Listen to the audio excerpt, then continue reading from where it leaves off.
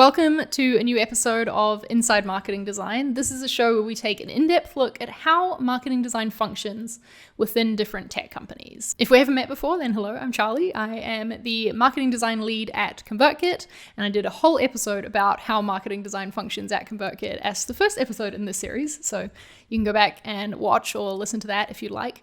But here on today's show, we're taking a look inside marketing design at Proof. Proof is a website personalization tool that helps their customers to improve the conversion rate on their websites. And full disclaimer here, it's a tool that I have used in my role at ConvertKit. And today I got to talk to Brent Palmer, who is the head of design at Proof. Brent, as you'll hear in this episode, is actually the only designer at Proof. They're a small company of just 14 people at the moment, and he's been there for about a year now. Brent has spent half his career in the advertising, marketing, branding space, and then the other half working in product design. And so I guess that makes him the perfect fit to be in this role where he is across both the product and marketing at Proof. So without further ado, let's get into the episode and hear from Brent about how marketing design works at Proof.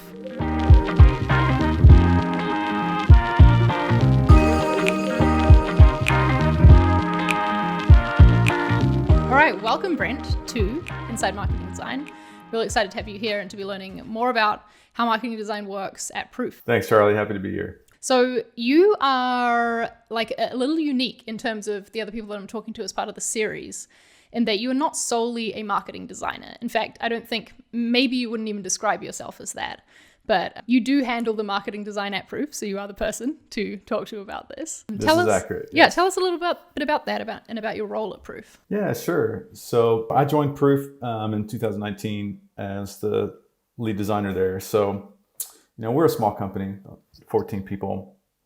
And so I'm just designing all the things. So, my role stretches from, t-shirts and koozies to everything on the roadmap to a rebrand and the marketing site. So being the only one there, I kind of have to do it all. And what would you say is the general split of your time between product and marketing?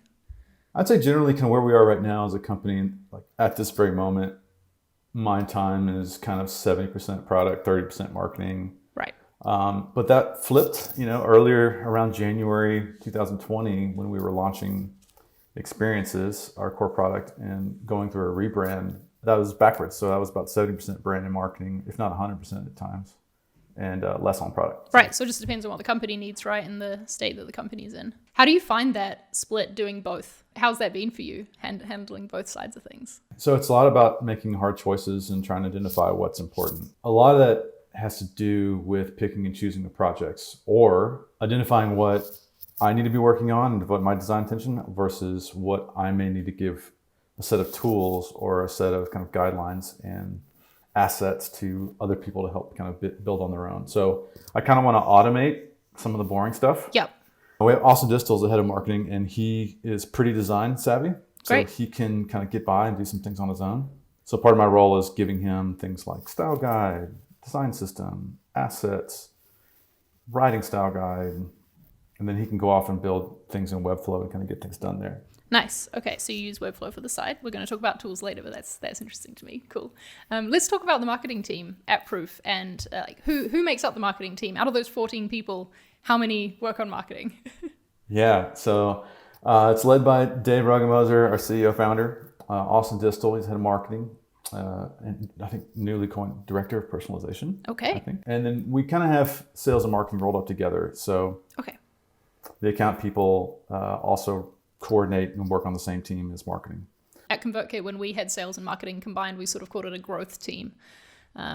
Would you say they operate as that? Like have team meetings together with the sales and marketing as part of it, or working on similar projects, or do they work kind of separately? Oh, absolutely. They've called it smarketing, which is sales and marketing smushed together. That is so much better than growth team. I like it. So they share, Slack channels, email threads, daily huddles. It's all together. So who do you report to then within the company? Where does your role sit? Yeah, great question. Maybe it's a bit unusual, maybe not, I don't know. But I report to the other co-founder, CTO, actually. Okay. JP. So he, as a technical founder, he's kind of on the engineering side. And is that because, I guess, of the product connection, right? It makes sense for you to be reporting into the CTO. Yeah. I think that's more about product development kind of best practices, and then from that vantage point, helping out the experimentation and kind of how we treat the website as a product. It was important for the marketing side and the product to be a cohesive experience. And Right. so coming from the product out, I guess, was the way they wanted to structure it just in the organization. Yeah, I love that. I personally think of the website that I work on for ConvertKit as its own product as well. Taking users through a journey in that, making it really usable and all that. What are the main things that you, as in your marketing design capacity, which is what I want to focus on because this is inside marketing design. So we'll just focus on that side of your work. What are the things you're responsible for as the design lead at Proof in terms of marketing? Sure. So my job description is really one sentence, kind of own the quality. Oh, I love it. So that encompasses a lot. Specifically, like how is that measured or how do we kind of gauge that? Yeah, I would love to hear about that. I think we may have a unique perspective on how we handle OKRs and metrics. Okay, tell me about it. Sure. Or maybe it's not unique. But we share those OKRs. So the product team has a set of goals and we define those from the grassroots, from the ground up. So everyone kind of pitches their ideas about what kind of metrics and goals we want to hit. The marketing team has a set of goals they want to hit and they kind of huddle together and decide, like, do we want to increase conversions here? Or do we want this marketing campaign to deliver these results? And so we kind of all do this together. So it's pretty collaborative. And when we decide those, then kind of it's all shared across the team. So you don't end up having individual OKRs that relate to those? Everyone's working on the same team OKRs, sounds like. We don't. I mean, we have these small kind of pockets of teams within the 14 people at Proof, and those are our OKRs. So we share them. That is unique. Well, I mean, from what I've heard anyway, that's unique. At ConvertKit, we do OKRs, but we also have our individual ones that talk about how we're going to tie into the team ones. How is your work measured then if you don't have individual metrics or things that you're going by? Do you have performance reviews? Is there formal discussions like that, or is it a lot looser being a small company? We have performance reviews twice a year, and a lot of that is just done over Typeform, so it's super informal. I meet with my manager JP once a week to kind of go over kind of project status, things like that. We use those longer vision, longer horizon, kind of twice a year kind of meetings and one-on-ones to have more career conversations, and that's kind of where we talk about, not just from a 1 week focus, but kind of a 3 to 6 month focus. Like, what should we go after as an individual in design? Because we're a business that operates in increasing conversions and everything's measured, we really do try and put some, lagging and leading indicators on pretty much everything. So that makes sense. Yeah. So, as a marketing designer, a lot of things that I do is talk to customers and get out there with a lot of research. So I do a lot of generative research. So for example, it's part of the rebrand was get into full story and talk to customers. We put a low bar on the amount of research I did, but the output of that was this needs to inform the work that you do and be driven by kind of how our customers and visitors are using the website. That makes sense. So they're all tying together, right? You're not doing research just to check a box and say you've done research. It's feeding into something else. Yeah. Yeah.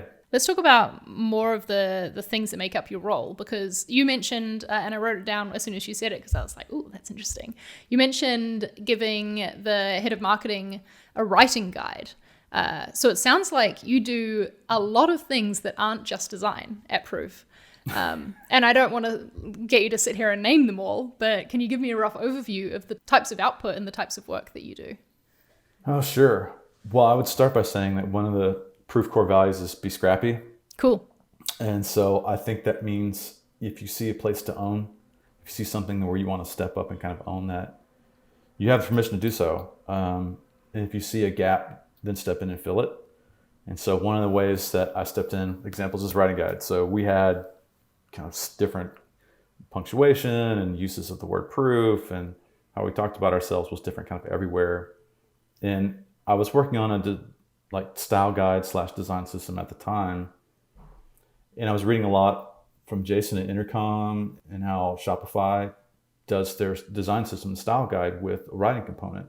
And And what would that mean to kind of include like language and how to craft sentences and paragraphs and proof. So it's like, well, I like to write, so let me give this a shot. And I just asked a bunch of my peers and kind of put in like, here are our principles when it comes to writing, which also kind of stem from our brand pillars and brand principles. And then I kind of gave, much like you would like a design style guide, like do's and don'ts and things like that. Cool. So yeah, part of that, like step one is like doing it. Step two is iterating on it because it's not perfect the first time. And then step three was making sure that it just kind of was socialized throughout the team and the company. It's like, here's how we want to talk about ourselves, and just being like a cheerleader for that. Yeah, I love that. That's honestly one of my favorite things about being an in-house designer at a small tech company, especially, is being able to take ownership of stuff like that and it being really encouraged. And, you know, you're not just there to design things, you're there for the rest of your brain too, which I think is really cool.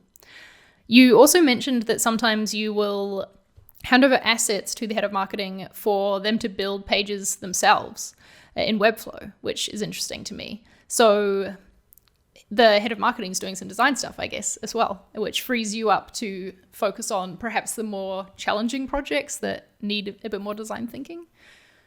So anything internal, I get involved as needed. So if it's optional for me to get in. So if it's internal comms, like a t-shirt or maybe a poster for a team offsite. Yeah. As time I can jump in. You know, if it's externally facing, then it's a collaborative discussion between me, cool. Distal, and the founder. So sometimes that could be a landing page that he's working on, or maybe a social media banner where I just he'll go in and take the assets and the style guide that I've provided, and then he'll put something together like first draft. And then I can help kind of come in and art direct and consult and kind of work with him. Or even kind of he'll hand it back to me and I'll maybe do some cleaning up and then hand it back. So it's at like a kind of a tier 2, like he'll take a first pass. And then like maybe a tier 1 would be something like we're releasing or pushing out a case study section to our website. And not only do we need the landing page for our case studies, but we need kind of a template and theme for all of our case studies that we might produce. So something like that where it's like content strategy, information architecture, general art direction for the whole thing. That's something that I might own. So Webflow is what the marketing site is built on then, it sounds like? It is. Yep. It is. What other tools are part of your design process at Proof? Yeah, Figma. I'm a huge Figma advocate. I think we switched to Figma my first week, and then I was getting like random mock-ups from the customer success team, like sending me stuff. And the whole organization like got into Figma within like days. That's great. So, was that a change that you introduced? Yeah, so it was kind of so new to Proof. Wanted a kind of fresh start. JP CTO was open to it, and so like let's do something new here. Heard a lot about Figma and got in. Nice. I think why we chose to do it was also about where we were as a design culture, like with a capital D. So. They had wanted me to come in because of my experience, like collaborating across teams with marketing and product, et cetera. So like they wanted me to be comfortable with a tool that enabled a lot of collaboration, and Figma did that. So being able to kind of comment, being able to support like files across like multiple departments and stuff. So Figma was a tool for us. So we all got in there, and that's been great. So I kind of own the like UI kit or like web kit, and anyone like if Austin opens up a new file, just poof, it's there, fonts, colors, everything. Could you imagine, because it sounds like everything's very collaborative at Proof, and you talked about it starting from the product out and how product and marketing do have really close ties. Could you imagine as the company grows, your role kind of being split in two and having someone focused on product and someone focused on marketing? Or will it kind of always, if there's another designer hired, would they dabble in both as well? Charlie, I think if we were to grow the design like muscle, I think we'd probably hire a brand designer, someone who could really support the marketing side full time. Because for two reasons. One, we see design and a strong brand personality as a differentiator against some of our competitors and people in the space that are selling personalization tools. As someone who has tried out several, I can attest to that. I think the other half of that is we do see a link, especially if we have people coming from marketing activities and maybe signing up for proof eventually through the website, wink, wink. If they can get into proof directly from the website and start a free trial there. So it will be one continuous experience. And I see that, again, like being under one roof and making sure that the user experience and the design is consistent across all touch points. So I see that in the future being, if it is a dedicated designer to the marketing side and maybe a dedicated designer to the product side, I think there will still need some oversight over both. Yeah, that makes sense. Cool. It'd be, good to maintain those close ties for sure. Let's talk about the marketing team in general and where you'll focus your efforts. Because I'm going to make an assumption that like what we do at ConvertKit, your marketing website is one of the main focuses in terms of, conversions and driving new people to sign up. But what other things do the marketing team focus on? Yeah, sure. The marketing team does a lot of outbound activities. So the marketing team will get involved in ad spend, online advertising, like Google ad spend, Facebook ad spend. And are you creating assets for those ads? I'd say it's a split. I've created some. Austin's created others. We also hire freelance writers to do a lot of blog content. Cool. So occasionally we'll put out a blog post and that'll need a graphic asset. We don't do a whole lot of print. We're digital marketers, and so the way we kind of do like lead generation is through Dave, our CEO, will reach out to the other kind of Y Combinator co-founders over Twitter and just kind of DM them, or super informal. AZ will kind of send some prospects like a little drift video. So it's super, like I said, like really scrappy, really organic, kind of like, what Dave likes to say is, zigging when everyone else is zagging or something like that. So it's really kind of unorthodox, but, those are kind of things that I'm not involved in, but, those are activities that marketing does. And what other things do you get involved in on the marketing side then, aside from the odd image here and there and the website? Is there anything else that comes to mind? So we have a set of time where we kind of set our OKRs and plan. It's called a blitz. We do blitz planning. Okay. And so we'll have a goal or a theme for a blitz. It's every 6 or 7 weeks. And those are really fun because they're usually pretty cheeky and, silly, kind of witty, clever. And those give me a chance to kind of just go full like expression on, just make like a really cool poster that's kind of artsy. So we had like kickflip was one. It's really great. Kind of got into like graffiti style and how skateboarders do kickflips and, the kind of street style and imagery and typography there. And that was like our theme for the blitz, and made that was really fun. Just like really wild, kind of crazy things that, you just don't really get to do in your day to day. But those are things I carve out and make time for, because it's a nice kind of release, and it's just kind of fun to kind of do design work that's way off the reservation. Yeah, and it's good to flex those creative muscles, I find, especially when you're focusing on like user experience and conversion. It's nice to balance that with a bit of like creativity for the sake of creativity from time to time. Yeah. Yeah, and it's for proof. It's not like it's great. I get to go in and make a crazy looking koozie, or I'll make time for that. So yeah, that's awesome. Let's get into talking about project work and your process more, because this is like, I'm a big nerd. This stuff really interests me. So let's imagine that you're starting on a new project for the marketing team. Maybe it's a landing page for the website or the rebrand or something like that. Where does that project come from? Is it a brief that's given to you? Is it just like a comment? Someone is like, hey, we need this, and you go off and do it. Tell me about how it starts. Yeah, that's a great question, Charlie. So I'll answer it this way. Okay. And so our tool Experiences kind of gives marketers like Dave and Distal kind of flexibility to make changes and run experiments without engineering and design, sometimes design help. My job is to give Dave and Distal the kind of framework to run experiments. So when they've set something up within Proof to make changes to their website, they can do all that visually without my help. Mm-hmm. So there's that kind of responsibility, whereas, they pull me in and help to kind of craft an experiment, not necessarily so much to create a graphic or an image or content for that site. And then, the other piece of that is, if it's a longer, more kind of larger product, like, there's a video being made, or if there's a new section of the website, it may start off with like a Notion doc. So we try and set a brief. Sometimes I write that and start it out, because again, like just making sure that the goal is clear. It's like, who are we doing this for? What's the outcome we want to achieve? So I like to start with writing it down first. So making sure that everyone's clear. And once we kind of have it kind of sketched out, like low fidelity, that might be just in words in a Notion doc. It may be like a whimsical, so we may like sketch something out kind of just with boxes and arrows. But I'm not jumping straight into Figma design, just because Austin and Dave and others kind of need to see. It's important for them to kind of sign off on where the project is going before like getting in and doing the visual design. Yeah. Which is kind of I don't know, actually it's funny.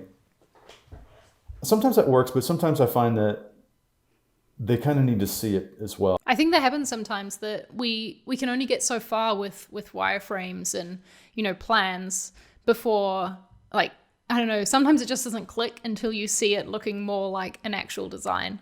I've definitely had that happen to me. And I'll push forward on, I don't know, perhaps ideas that I feel aren't connecting with people. Like people aren't responding quite how I expected, but I was like, but this makes sense to me. And I firmly believe in it. And so I'm going to go the next step and like do a design just to show you and get a better sense of what I mean. Yeah, absolutely. I feel like it depends on the person who's reviewing the work. Definitely. Because like I've been in some situations where a high fidelity mock-up kind of scares them. Like it feels done. You know what I mean? Yes, like I definitely know what you mean. Yep. And they weren't included. Yep. So like, I have to roll that back. Or that maybe they'll start commenting on like little nitpicky details where I'm like, no, this is just a first draft. We haven't refined it yet. Like I purposely make my wireframes look kind of shitty so that people won't confuse them for real designs. Right. There's a couple of tactics. Like I maybe have a high fidelity mock-up, but I don't show it. I actually have a hi-fi mock-up and a wireframe. I'll show you the wireframe first. There you go. Preemptively, if you want to see something a little more polished, I have that and I can send it to you. Like I'm thinking about that. Yep. I'm just not showing it to you yet. Yeah. Sounds like the first stage of a project is to get everyone on the same page, which makes sense. That's a good principle in general for anything, not just a design project. What happens next? Is your design process itself, as you're figuring out the high fidelity mockups, very collaborative, or do you sort of go away and then present back for feedback? How does that work? Yeah. So I think the asterisk there is things have changed so much with COVID-19. So we've become way more reliant on digital tools like Whimsical and Miro. My preference would be to get around a whiteboard, just holding the marker and standing up. Something about that physical activity helps get to the decision a little bit quicker. So that would be my preference. Is we would probably start with just at a high level, like where things go on the page, or maybe what the flow is. So a user will go from here to here to here. When we get some agreement on the general kind of structure of the page, then I can go off and kind of start my work. And at that point, what I usually do is I'll have my kind of working Figma file. And again, I think it's kind of good and bad. Like I can go from whiteboard to kind of a mock-up pretty quickly because of the design system and the UI kit that we have, since it's drag and drop. And so I can have like my working Figma file, then I'll have like a prototype. So I'll make sure I take some time to kind of make a prototype to send to the team. They can just see it, Figma does a good enough job to kind of show like you can click through this and do things. Again, it kind of makes it more real to the stakeholders. They kind of get buy-in, understand what my aim and my design decisions are. Yeah. If it's a larger project that requires a bunch of new visual design, I probably would send out a grayscale, like wireframe prototype, just to make sure that the content and we're all on the same page there. The prototype for me just needs to get us to the next step in the project. Yeah. And so at that point, I'll send it out a link to the prototype. Again, it's like we'll do things asynchronously over Slack right now. it'd be great to kind of get around a laptop or get around in a conference room to kind of talk through it. After leaving comments in Figma or something like that, we might need some clarification, or we might hop on a Zoom and I'll walk them through it. So it's just, I think that's just, then that starts to fall into like communication rules. Like if your thread gets too long, just hop on a call. I think that's fair. But that's a good call. My responsibility there is I say, what state the product is in. So just getting started exploring, or, this is almost done. It's in polish mode or something in between. And then I'll tell them like what kind of feedback I'm looking for. If you have other feedback, then like put it in the parking lot and we can like follow up later. So I have to send you a link, but the design team at Mixpanel put out a great like Figma file template for sending feedback asynchronously. They've got some badges and stuff that really cool. So I've kind of taken that and adopted it. It's really helped just my workflow being, asynchronous all over town and trying to ping work back and forth. So love that. Yeah, let's definitely get a link to that, and it'll be in the description on YouTube or the show notes if you're listening to the audio version. How does a project end then? Who decides when it's done?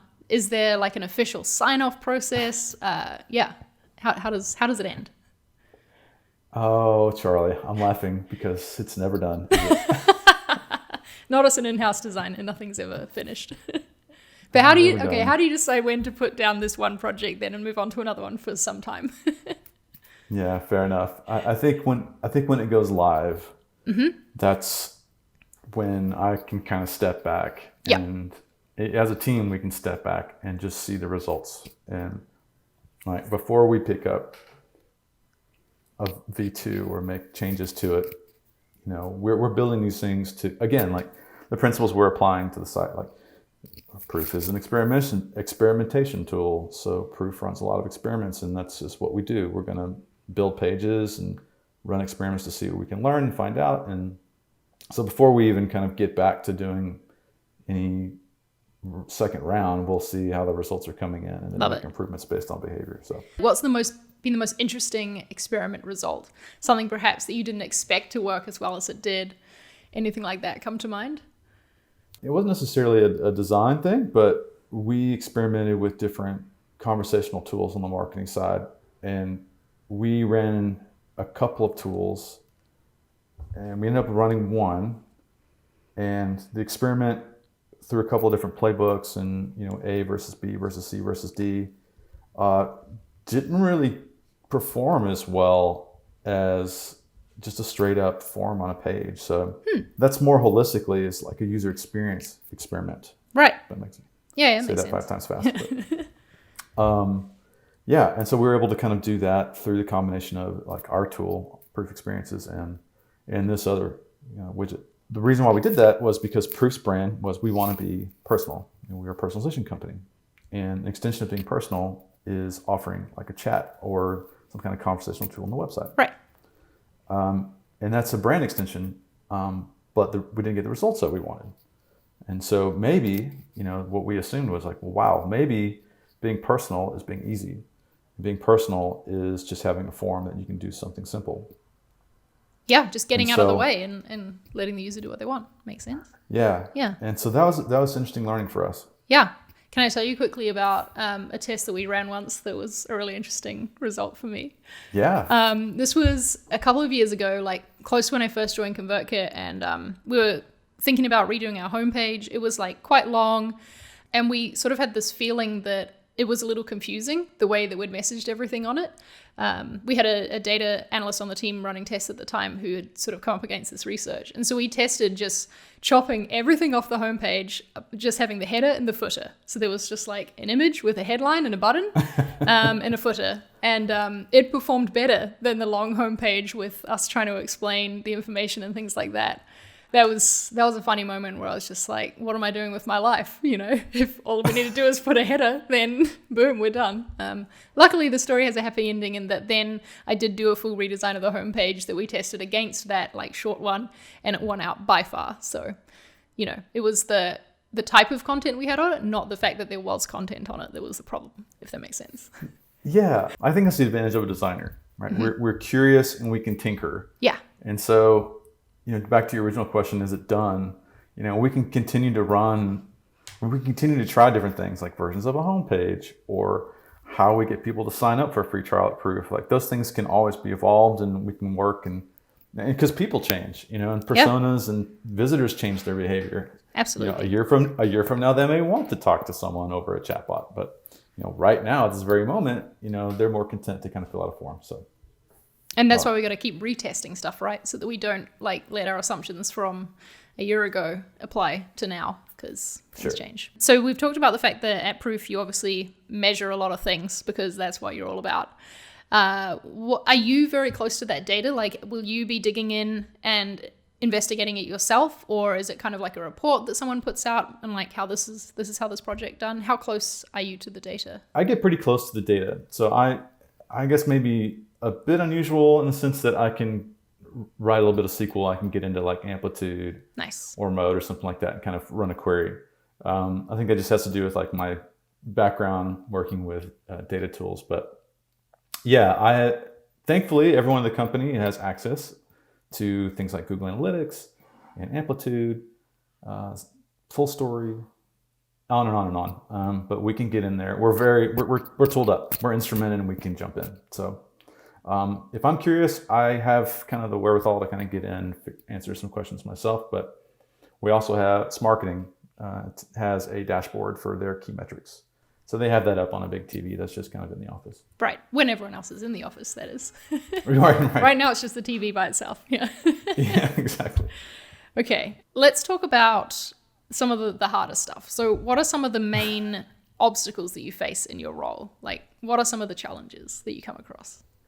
I think it's still a challenge to try and bridge the gap between what we're doing on the website from a design side and trying to make that jive with what we're doing in the app. So I think there'll always be this tension of like brand expression versus utility, and it needs to, in the flat-footedness of the app, and it needs to be super usable, and then there's a little more personality and flair on the brand side. So I think that's a challenge when it comes to like colors and like tone of voice.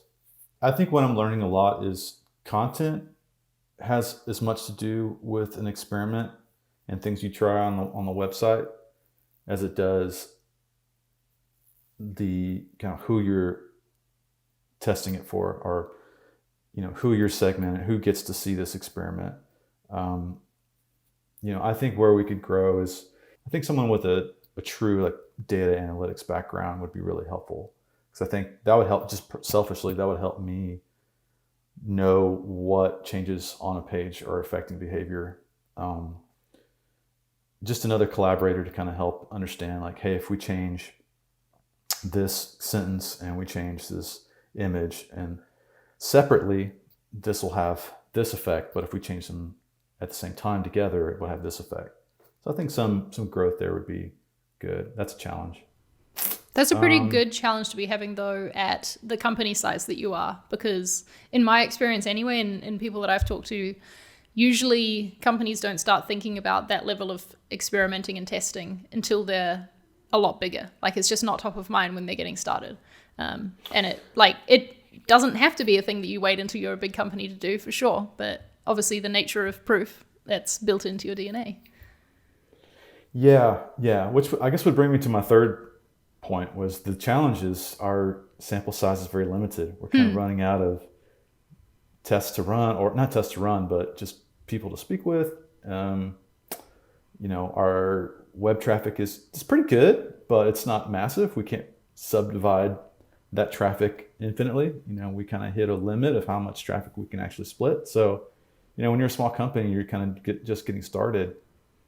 Unless you have like, you know, Airbnb type traffic coming to your website, it kind of limits what you can do, both from a quantitative side and a qualitative side. So, yeah, I've found that with ConvertKit as well. There's often tests will run and we just don't get the traffic that we need to be statistically significant, because we've like been testing this small like little niche thing on this page. And you know, nowadays we tend to just run tests on our highest traffic pages because we know we're never going to reach good results on the less visited ones. Yeah, it's tough. Yeah, which, you know, that's a balance, right? Because now we're back to the brand expression piece, and we need to having like a point of view on how this should be, as opposed to like proposing a couple or 3 or 4 options and just kind of letting the market kind of decide. So yeah, when it's a balance, and I find that just a real challenge is to be, as a brand designer, marketing designer, what should we be versus what works. Yep. And it's always going to be a balance, and at some point you got to make compromises, right? Or make the hard choice. Make the choice that doesn't actually make sense according to the data, because it's best for the brand. Yeah. Okay, let's end on a high and talk about what some of your favorite parts of your job are. What do you love about what you do?